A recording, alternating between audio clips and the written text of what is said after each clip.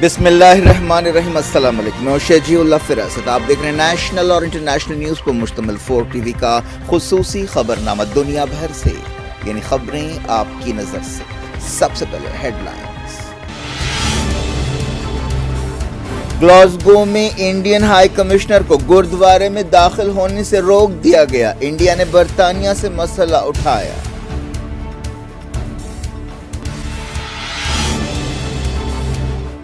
جے شنکر نے کہا بلنکن کے ساتھ کینیڈا تنازع پر بات چیت کی، امریکی عہدیداروں کو بریفنگ دی گئی۔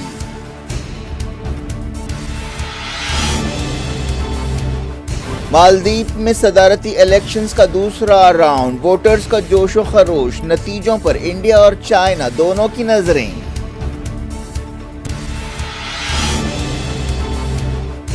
امریکہ نارتھ ایسٹ سیریا میں دہشت گردوں کی مدد کر رہا ہے، بشار الاسد کا الزام، کہا جنگ ابھی ختم نہیں ہوئی۔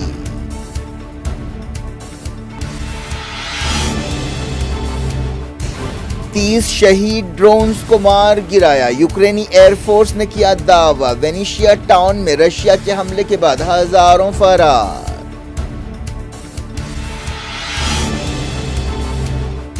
پاکستان کی ایف آئی اے نے عمران خان اور محمود قریشی کو سائفر کیس میں قصوروار قرار دیا۔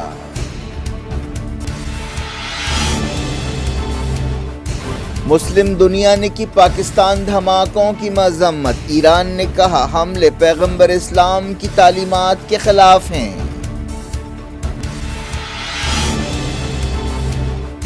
مغربی کنارے میں فوجی چوکی پر حملے کے بعد اسرائیل نے حماس کارکن کو گولی مار دی۔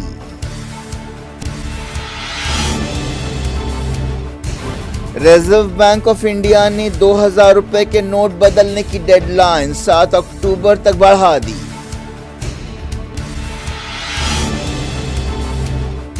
ایشین گیمز میں انڈیا نے پاکستان کو ہرا کر اسکواش گولڈ جیت لیا، مکس ڈبلز ٹینس ٹیم کو بھی سونے کا تمغہ۔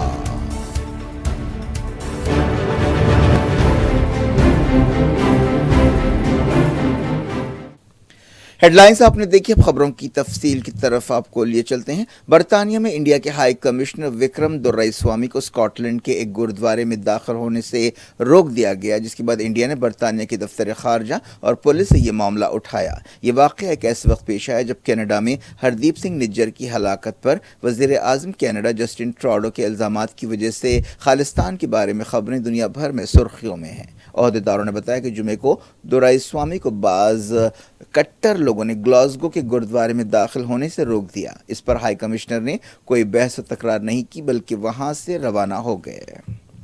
ایک Instagram channel Sikh Youth U K پر ایک ویڈیو سامنے آیا ہے جس میں دیکھا جا سکتا ہے کہ ایک شخص جو خالصتانی کارکن معلوم ہو رہا ہے دورائسوامی کو گردوارے میں داخل ہونے سے روک رہا ہے۔ ایک احتجاجی کو یہ کہتے ہوئے بھی سنا جا سکتا ہے کہ یہ لوگ کینیڈا اور دوسرے مقامات پر سکھوں کو تکلیف پہنچا رہے ہیں، ہر سکھ کو چاہیے کہ وہ ایسا احتجاج کرے۔ ویڈیو میں یہ بھی دیکھا جا سکتا ہے کہ ہائی کمشنر کی کار کے قریب دو لوگ کھڑے ہیں، ان میں سے ایک شخص کار کا ڈور کھولنے کی کوشش کر رہا ہے۔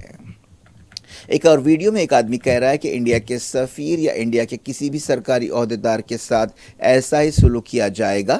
سکھ یوتھ یو کے نے کہا کہ انڈین عہدیداروں پر سرکاری حیثیت میں گردوارے میں آنے پر پابندی ہوگی۔ ویڈیو میں ایک شخص کہہ رہا ہے کہ ہم اچھی طرح جانتے ہیں کہ یہ لوگ کیا کھیل کھیل رہے ہیں۔ برطانیہ کے عہدیداروں نے اس معاملے میں کارروائی کا وعدہ کیا۔ یہ بھی کہا گیا کہ مٹھی بھر کٹر لوگ اس واقعے کے لیے ذمہ دار ہیں۔ بی جے پی نے اس واقعے کی مذمت کی ہے۔ B J P leader Manjinder Singh Sirsa نے کہا کہ میں دورائسوامی کو گردوارے میں داخل ہونے سے روکنے کی مذمت کرتا ہوں، کوئی بھی گردوارے میں جا سکتا ہے۔ شرومنی گردوارہ پربندھک کمیٹی نے بھی اس واقعے کی مذمت کی۔ ایس جی پی سی کے جنرل سیکریٹری نے کہا کہ سفیر کو گردوارے میں داخل ہونے سے نہیں روکنا چاہیے تھا، گردوارہ ہر مذہب کے لیے ہے۔ وزیر خارجہ ایس جے شنکر نے کہا کہ امریکہ کے secretary of state Antony Blinken کے ساتھ انہوں نے کینیڈا کے الزامات کے بارے میں بات چیت کی۔ یہ ملاقات واشنگٹن میں ہوئی۔ امریکہ نے کہا کہ اس نے کینیڈا کے وزیر اعظم جسٹن ٹراڈو کے الزامات پر تشویش کا اظہار کیا۔ جے شنکر نے کہا کہ انہوں نے امریکی عہدیداروں کو کینیڈا کے ساتھ تنازع کے بارے میں بریفنگ دی۔ مالدیپ میں صدارتی الیکشنز کا دوسرا راؤنڈ ہوا۔ یہ الیکشنز مالدیپ میں صدر کو چننے کے لیے ہیں، لیکن اس پر انڈیا اور چائنا کی گہری نظر ہے، کیونکہ ان الیکشن سے طے ہوگا کہ آنے والے دنوں میں مالدیپ میں کس کا اثر ہوگا۔ پہلے راؤنڈ کا الیکشن 9 ستمبر کو ہوا تھا، اس میں کوئی بھی امیدوار 50% سے زیادہ ووٹ حاصل نہیں کر سکا تھا۔ حکمراں مالدیپ ڈیموکریٹک پارٹی کے نمائندے اور موجودہ صدر ابراہیم محمد سولی کو 49% اور اپوزیشن امیدوار محمد موئز کو 46% ووٹ حاصل ہوئے تھے۔ ابراہیم محمد سولی انڈیا کے حامی ہیں، جبکہ موئز کا جھکاؤ چائنا کی طرف ہے۔ 2013 سے 2018 تک اپوزیشن اتحاد نے چائنا کے ساتھ قریبی تعلقات بنائے تھے اور مخالفین پر سخت کریک ڈاؤن کیا تھا۔ ووٹنگ صبح 8 بجے شروع ہوئی اور شام 5 بجے تک جاری رہی۔ اب سے کچھ دیر بعد نتیجے سامنے آ جائیں گے۔ ملک میں 2,83,000 کے قریب لوگ ووٹ دینے کے اہل ہیں۔ ابراہیم سولی نے 2018 میں کامیابی کے بعد انڈیا سے $1 بلین سے زیادہ کی رقم حاصل کی ہے۔ ان پر کرپشن کے بھی الزامات ہیں۔ مالدیپ چائنا سے اتنی ہی رقم کا قرض لے چکا ہے۔ عبداللہ یامین کے دور میں چائنا نے مالے کو پڑوسی جزیروں سے جوڑنے کے لیے پل بنانے میں مالی مدد دی تھی اور مالدیپ کے انٹرنیشنل ایئرپورٹ کو بھی جدید بنایا تھا۔ انڈیا مالدیپ کو کافی اہمیت دیتا ہے اور اس نے پہلے پڑوس کی پالیسی اپنائی ہے۔ اس کے علاوہ ساگر ویژن کے تحت مالدیپ کو کافی ترجیح دی جا رہی ہے۔ مالدیپ کے ووٹرز نے جوش و خروش کے ساتھ ووٹنگ میں حصہ لیا۔ ووٹنگ کا فیصد کافی زیادہ ریکارڈ کیا گیا۔ سیریا کی صدر بشار الاسد نے کہا ہے کہ نارتھ ایسٹ سیریا میں امریکہ دہشت گردوں کی مدد کر رہا ہے۔ انہوں نے چائنا کے ایک سرکاری ٹی وی چینل سے بات چیت کرتے ہوئے یہ بات کہی۔ امریکہ داعش آئسس سے نمٹنے کے نام پر سیریا میں تعینات ہے۔ بشار الاسد نے کہا کہ نارتھ ایسٹ سیریا وہ علاقہ ہے جہاں پر دہشت گرد ایکٹیو ہیں اور امریکہ کا ان پر کنٹرول ہے۔ انہوں نے کہا کہ یہ معاملہ صرف قدرتی وسائل پر کنٹرول کا نہیں ہے، بلکہ کئی قسم کے فائدے اٹھانے کے لیے امریکہ اور دہشت گردوں کی پارٹنرشپ ہو رہی ہے۔ یہ ایک بڑا مسئلہ ہے، یہ سیریا کے زمینی حقائق ہیں۔ بشار الاسد نے کہا کہ سیریا جنگ ابھی ختم نہیں ہوئی ہے، عرب ملک کو اب بھی جنگ کا سامنا ہے۔ انہوں نے کہا کہ سیریا اپنے محل وقوع یا اپنی جغرافیائی پوزیشن کی وجہ سے تاریخ میں کئی مرتبہ حملوں کا شکار رہا ہے۔ کئی مرتبہ قابض طاقتوں نے اس پر حملہ کیا اور شہروں کو تباہ کیا، لیکن ہمیشہ سیریا مشکل حالات سے ابھرا۔ جب تک جنگ ختم ہوگی اور ناکہ بندی ہٹے گی، سیریا کے لوگ پھر سے اپنے ملک کو بنائیں گے۔ اسد نے کہا کہ موجودہ صورتحال یقیناً اچھی نہیں ہے، بلکہ یہ بہت مشکل صورتحال ہے۔ سیریا کے عوام کو جدوجہد کرنا پڑ رہا ہے، ان کی زندگیاں اور روزی روٹی متاثر ہیں، مالی تکلیفیں دور ہونی چاہیے۔ لوگوں کے مسائل اور درد بڑھتے جا رہے ہیں۔ اگر دوبارہ تعمیر کے کام شروع ہوں گے تو سیریا کا مستقبل اچھا رہے گا۔ انہوں نے کہا کہ جنگ سے پہلے سیریا کی ترقی کی شرح 7% تھی، جو محدود صلاحیتوں والے ملک کے لیے کافی اچھی شرح ہے۔ انہوں نے کہا کہ ہم پر بیرونی قرض نہیں تھے، ہم قرض لیتے تھے اور ادا کر دیتے تھے۔ ہمارے پاس کافی گیہوں تھا، ہم دوسرے ملکوں کو اناج ایکسپورٹ کرتے تھے، ہم ترکاری اور میوے بھی ایکسپورٹ کرتے تھے، ہمارے پاس صنعتیں پھل پھول رہی تھیں۔ لیکن اگر جنگ نہیں ہوتی تو سیریا آج سے بہتر حالات میں ہوتا۔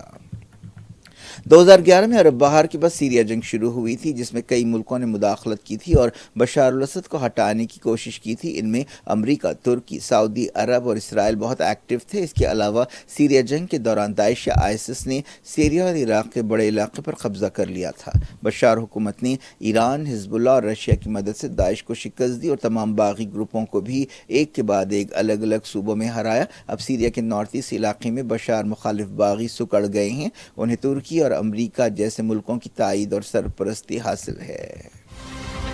یوکرین کی ایئر فورس نے ایران میں بنے 30 شہید ڈرونز کو مار گرانے کا دعویٰ کیا ہے۔ بتایا گیا کہ کل رات رشیا نے 40 شہید ڈرون سے حملے کیے، جن میں زیادہ تر کو یعنی 30 کو مار گرایا گیا۔ یوکرین کے علاقے ونیشیا میں اس دوران رشیا نے ایک بڑا حملہ کیا، جس کے بعد کئی لوگ وہاں سے فرار ہو گئے۔ یوکرین کی فوج نے کہا ہے کہ رشیا مسلسل بندرگاہوں کو نشانہ بنا رہا ہے، جس کا مقصد یوکرین سے اناج کے ایکسپورٹ کو روکنا ہے۔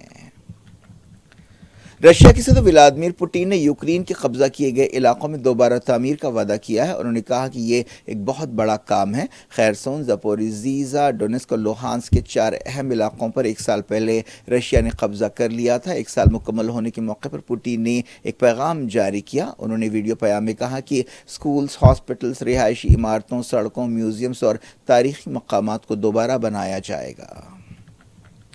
پاکستان کی مرکزی تحقیقاتی ایجنسی ایف آئی اے نے سابق وزیر اعظم عمران خان اور سابق وزیر خارجہ شاہ محمود قریشی کو سائفر کیس میں قصوروار پایا ہے۔ اسلام آباد کی خصوصی عدالت میں ایف آئی اے نے ایک رپورٹ پیش کی ہے۔ رپورٹ میں کہا گیا کہ عمران خان اور قریشی کے خلاف مقدمہ چلنا چاہیے اور انہیں سزا دینی چاہیے۔ ایف آئی اے نے 28 گواہوں کی ایک لسٹ بھی تحقیقاتی رپورٹ کے ساتھ پیش کی۔ گواہوں میں ایڈیشنل فارن سیکریٹری فیصل نیاز بھی شامل ہے۔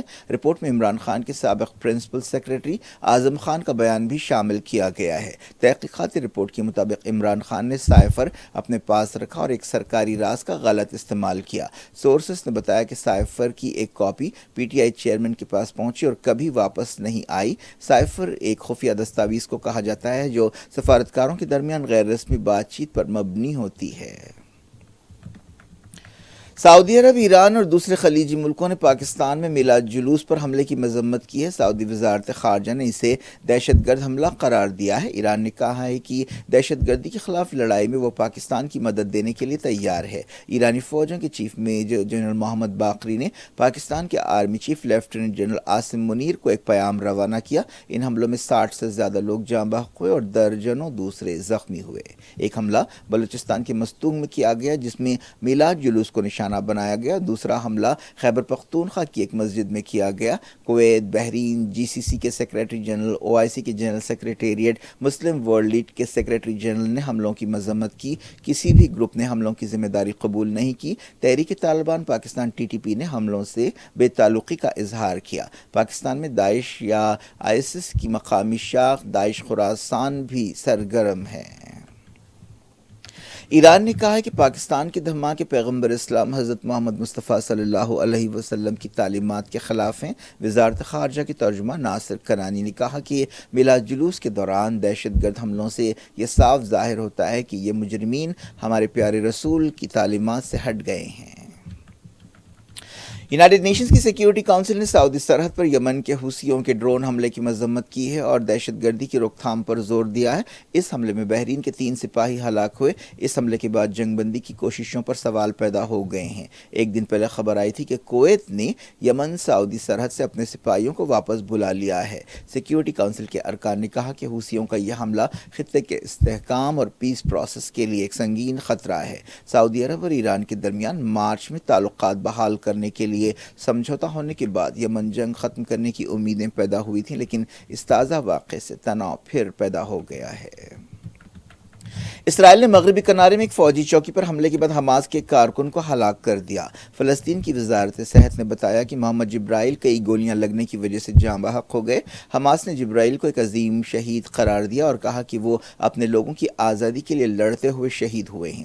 رام اللہ کے قریب البیرا علاقے میں اسرائیلی فوج نے ان پر گولیوں کی بوچھاڑ کر دی۔ اس واقعے میں ایک اور فلسطینی زخمی بھی ہوئے۔ اسرائیلی فوج نے کہا کہ حماس ملیٹنٹس کی ایک ٹیم نے ایک یہودی بستی کے قریب فوجی چوکی پر پیٹرول بم پھینکا۔ مغربی کنارے میں پچھلے ایک سال میں وائلنس کے واقعات کافی بڑھ گئے ہیں۔ اس سال اسرائیل فلسطین جھڑپوں میں کم سے کم 242 فلسطینی، 32 اسرائیلی اور 1 اٹلی اور یوکرین کا 1 شہری ہلاک ہوئے ہیں۔ سعودی عرب میں غیر قانونی طور پر رہنے والوں کے خلاف کریک ڈاؤن جاری ہے۔ عہدیداروں نے بتایا کہ پچھلے ایک ہفتے میں ایسے 11,465 غیر ملکیوں کو گرفتار کیا۔ سعودی وزارت خارجہ نے کہا کہ جو بھی غیر قانونی طور پر داخل ہونے والوں کی مدد کرے گا اسے 15 سال کی جیل اور 1 ملین ریال جرمانے کی سزا ہوگی اور اس کی گاڑیاں اور جائیدادیں ضبط کر لی جائیں گی۔ Reserve bank of India R B I نے 2,000 روپے کے نوٹ بدلنے کی ڈیڈ لائن بڑھا کر 7 اکتوبر کر دی ہے۔ اس سے پہلے یہ تاریخ 30 ستمبر تھی۔ 7 اکتوبر کے بعد صرف آر بی آئی کے 19 دفتروں پر ہی 2,000 روپے کے نوٹ بدلے جا سکیں گے اور یہ سہولت عام بینکوں پر بند کر دی جائے گی۔ ریزرو بینک آف انڈیا نے ایک بیان میں یہ بات کہی۔ ایشین گیمز میں انڈیا نے پاکستان کو ہرا کر مینس اسکواش کا گولڈ میڈل جیت لیا ہے۔ ایشین گیمز کے 7ویں دن انڈیا نے 2 گولڈ میڈل جیتے۔ ٹینس میں مکس ڈبلز کی ٹیم نمبر 1 مقام پر رہی۔ چائنا 108 گولڈ میڈلز کے ساتھ پہلے، جاپان دوسرے، ساؤتھ کوریا تیسرے اور انڈیا چوتھے مقام پر ہے۔ کیا کچھ ہو رہا ہے آپ کی دنیا میں؟ آخر میں ہیڈ لائنز دنیا بھر سے ایک بار پھر دیکھیں۔ گلاسگو میں انڈین ہائی کمشنر کو گردوارے میں داخل ہونے سے روک دیا گیا، انڈیا نے برطانیہ سے مسئلہ اٹھایا۔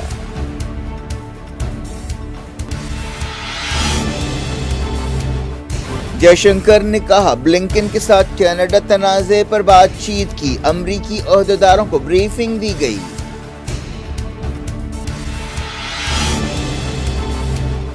مالدیپ میں صدارتی الیکشنز کا دوسرا راؤنڈ، ووٹرز کا جوش و خروش، نتیجوں پر انڈیا اور چائنا دونوں کی نظریں۔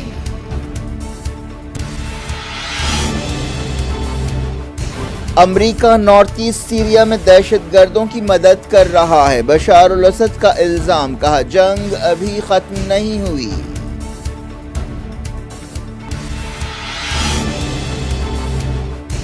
تیس شہید ڈرونز کو مار گرایا، یوکرینی ایئر فورس نے کیا دعویٰ، وینیشیا ٹاؤن میں رشیا کے حملے کے بعد ہزاروں فرار۔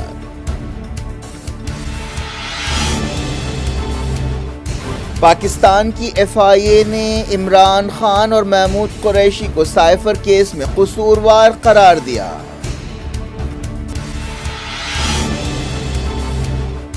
مسلم دنیا نے کی پاکستان دھماکوں کی مذمت، ایران نے کہا حملے پیغمبر اسلام کی تعلیمات کے خلاف ہیں۔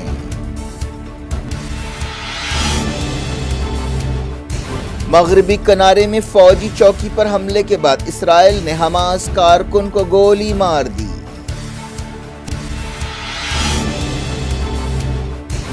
ریزرو بینک آف انڈیا نے 2000 روپے کے نوٹ بدلنے کی ڈیڈ لائن 7 اکتوبر تک بڑھا دی۔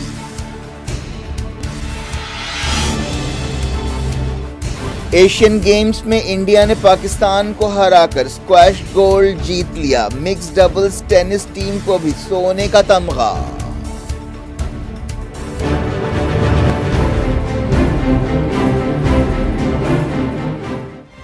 یہ تھی آج کی خبریں، شجول افراست کو دیں اجازت اور اپنا بے حد خیال رکھیں۔ اللہ حافظ۔